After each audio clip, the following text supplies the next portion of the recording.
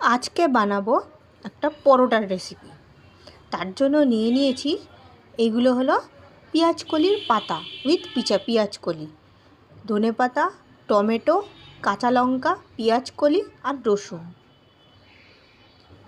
কড়ার মধ্যে তেল দিয়েছি, সাথে জিরে দিয়ে কেটে নেওয়া জিনিসগুলো দিলাম, দিয়ে একটু নুন দিয়ে দিলাম। ময়দা, আটা, লঙ্কার গুঁড়ো, তেল আর একটু জোয়ান দিয়ে মেখে নেওয়া হবে। এদিকে ভাজা হচ্ছে, ভাজা হয়ে গেছে।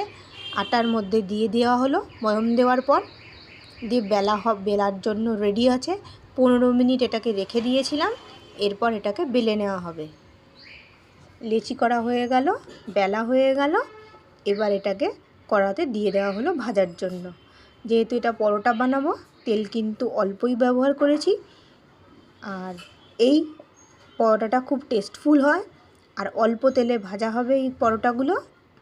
আপনারা এটা এমনি বা আলুর দমের সঙ্গে খেতে পারেন, খুব সুন্দর খেতে লাগে। তো বন্ধুরা, আপনারা একবার দেখে নিতে পারেন এই রকমভাবে পরোটা। এখন শীতের সিজন চলছে, পেঁয়াজকলি, টমেটো বাজারে পাওয়া যায়, সেই জন্য টমেটোর পরোটা এইভাবে বানিয়ে ফেলতে পারেন বাড়িতে, খুব কম সময় কম জিনিস দিয়ে।